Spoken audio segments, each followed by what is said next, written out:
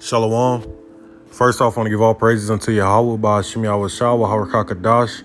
Double honors to the elders and apostles at Great Millstone, those who rule well and who taught me this truth. Salutations to you, brothers, stiffly push this one truth in all sincerity and diligence. And shalom to the rest of the 1/3 remnant, men, women, and children of the nation of Israel, seeking salvation at the hands of Yahweh Shah, as well as the speckled bird Israelites who may look like the heathen.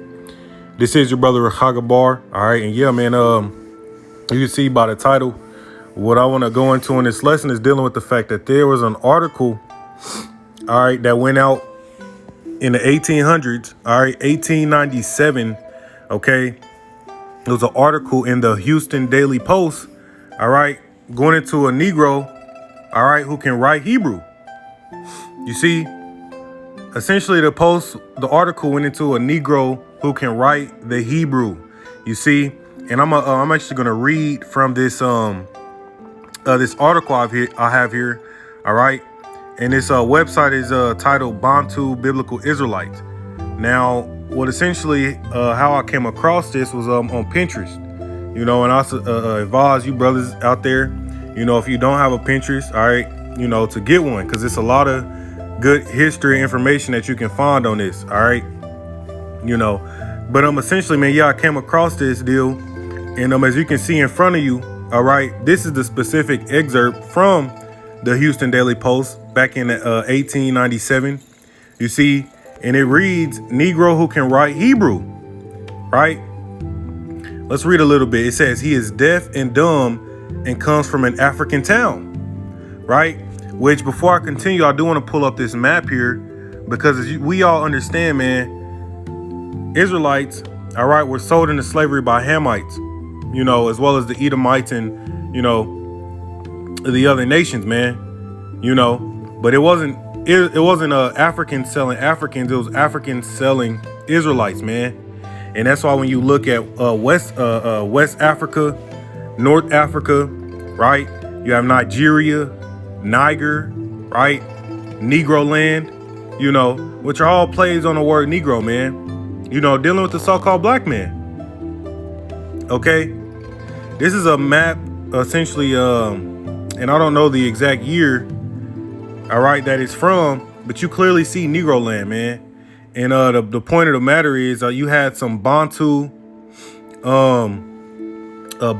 Israelites that were that migrated from West Africa down you know, down to the southern parts. You know, you see Nigeria, right, Niger, etc., man. But the point of the lesson, the point of the matter is that, all right, our people come from Africa, man. You know, after the diaspora, all right, of 70 AD, you know, millions of our people fled into Africa. You know, you fast forward, you know, we were ruling in Europe, right, and all those beautiful things, man. Well, yeah, a lot of our people do come from the coast of Africa, you know. Because every time we would flee persecution, we would run and blend in with them Hamites. So let's read a little bit. It says, Negro who can write Hebrew. It says, in 1897, Texas Daily News about an educated, all right, Israelite, Yahudi man, conceptually confusing the then white Americans. This is a significant evidence to back up millions of others that ancient Israelites were black and most likely modern Bantu speakers, man. You know, because scriptures tell you how we be scattered in all four corners, man. So you're gonna find the Israelites everywhere, you know. So yes, this is a significant evidence to back up millions of others that ancient Israelites were black. You see, so-called Negroes, Latinos, and Native Americans, and most likely modern Bantu speakers. All right, which I omitted the word African there, all right, and inserted the word Israelite, you know, because we know that when we go into these different nations, right, we would call ourselves as such, you know, all the way back during the time of the Greeks. You read about it in the book of Maccabees, you know, who the Apostle Paul was writing to was the Israelites, all right, in those different European countries, all right, etc., man. But nonetheless, get back to the point, because this was released back in the 1800s, you know, the late 1800s, all right? But it says below is what the article writes. The Houston Daily Post, September 20th, 1897. Now check this out, man. All right. It says a young African Negro has been in this city for the last few days who claims to be a Hebrew. He is deaf and dumb and as black as one of Salakia. He is deaf and dumb and as black as the ace of spades. He carries a pad of paper with him and answers all questions by writing them in Hebrew and Loshan Kodesh, which is a play on the word Lashawan Kadash. You see, it says he carries a pad of paper with him and answers all questions by writing them in Hebrew and a Lashawan Kadash, man, which you know means the holy tongue. You see that? It says what excites the most wonder is that he writes Lashawan Kadash very rapidly, man. We were fluent in it, man. This is our language. You see, it says it is the language of the books of Moses and is made a special study of spoken and written with ease only by the rabbis and highly educated Hebrews, man. So this was a so-called Negro who apparently was deaf and blind, okay, who was very fluent and literate, all right, in the Lashawan Kadash, man. You see, it said it is the language of the book of Moses and is made a special study of spoken and written with ease only by the rabbis or those fake ish, man. They have to study our language all the way back during the, during the dark ages. You know, when you read about the Khazars. Yeah, man, that was Esau, the modern day Amalekites over there adopting our cultures. You see, in our ways. All right. But it says in reading with ease only by the rabbis and highly educated Hebrews, man. But it says the Negro was sent to one of the rabbis of Hartford who is perfectly satisfied that he is a Hebrew. Yeah, because them devils know, man. Esau know, man. The Amalekites, they know who the real Hebrews are, man. They know that it's you so-called Negroes, Latinos, and Native Americans. You see, this is a Negro writing and reading, writing the Hebrew. All right, back in the 1800s, man, the late 1800s. Fluently. You see, let's continue reading. It says the Negro was sent to one of the rabbis of Hartford who was perfectly satisfied that he is a Hebrew. He says that he came from a large town in Africa where there is a tribe of about 20,000 black Hebrews who speak Lashawan Kadash and are quite prosperous, man. That is you, man. That's our people. You see that? You can't get around it, man. The evidence is just plain as day, man. It says he says that he came from a large town in Africa, right? Probably one of these towns on the west coast or the northern coast of Africa, you know, because that's mainly where they took us from, all right, via the transatlantic slave trade, right? And as you can see, like I said, I don't know the year, you know, that you had this map created, but it clearly says Negro land, man. A lot of Jakes lived, all right, in these parts of Africa around this time. Okay, and I believe this is where the Bantu tribe, all right, essentially originated around the west coast of Africa, okay, Western Africa, all right, and then,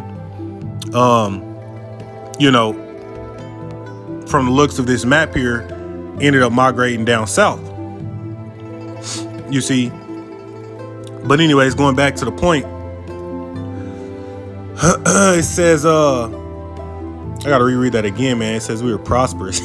This is because, you know, around the time of the Dark Ages, man, Jake was ruling the hell out of Europe, man. We was prosperous as hell, you know.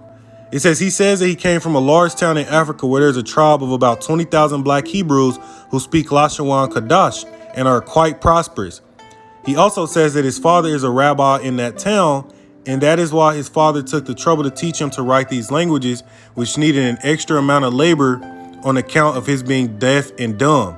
You see, so a real Hebrew was teaching, his father taught him the Hebrew, man, because that's our language. You see, that's our native language, man. He says his people not only write Lashawan Kadash, but it is their speaking language as well. You see that? It says he left home a few years ago and has seen a good deal of the world. And this is just spiritual, man, because I, just went into that lesson touching on the Lashawan Kadash. All right. And how words uttered in the words uttered in the Paleo-Hebrew tongue don't carry the same force to them when they're translated into another language, man. You see, this is your history, man. You so-called Negroes, Latinos, and Native Americans. You know? All right? It says he left home a few years ago and has seen a good deal of the world. In each town, he hunts up the Jewish section, and there they give him clothes, food, and money. What surprises him, he writes, is that no Hebrew knows of his countrymen in Africa. Okay, but it says below is the cropped piece of the article. So this was a literal article that Esau published, man, going into how the Negro who can write Hebrew. You see, and it was released from the Houston Daily Post, volume 13, volume 13th year, September 20th, 1897. You see,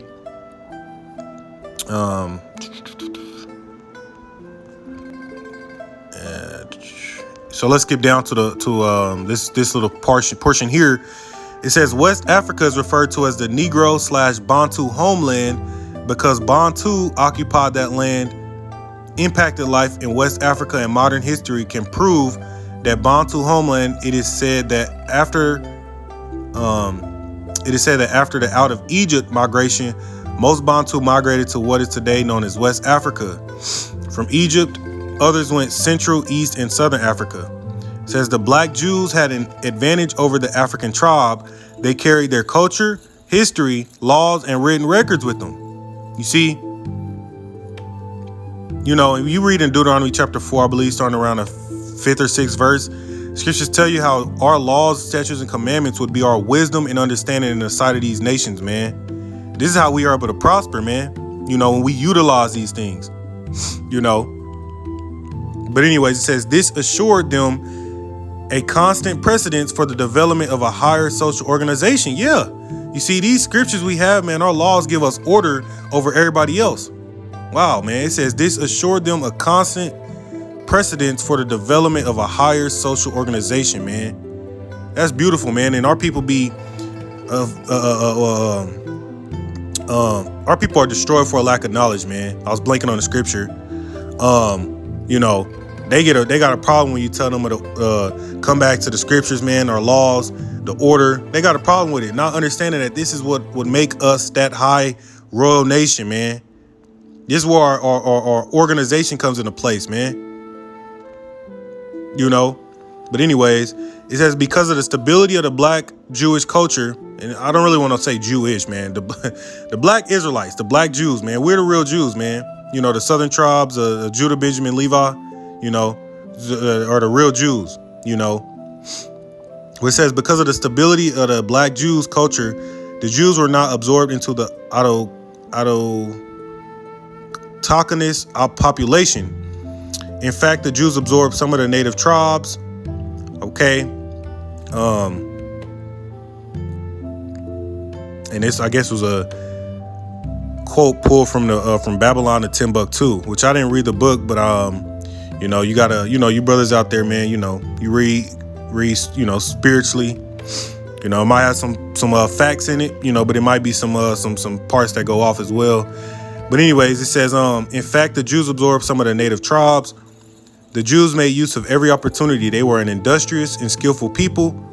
In the Jewish Ghanaian states were found kings, princes, governors, generals, secretaries, treasurers, revenue agents, judges, architects, engineers, doctors, historians, language interpreters, mathematicians, jewelers, sculptors, masons, carpenters, painters of art, goldsmith, leather workers, potters, armors, saddlers, blacksmith, agriculturists, etc. Page 90 from Babylon to Timbuktu. So yeah, man, you know, I kind of read a little more than I planned on. But anyways, this is more evidence, man, you know, that you so-called Negroes, Latinos, and Native Americans are the true Hebrew Israelites, the authentic Jews, you know, and you can't get around it, man. You know, you can't get around it. All right. And yeah, like I said, I came across this on Pinterest. You see, the Negro who can write Hebrew, he is deaf and dumb and comes from an African town, man. All right, I want to give all praise to Yahweh Bashim Al Shah. Shalom to the next one.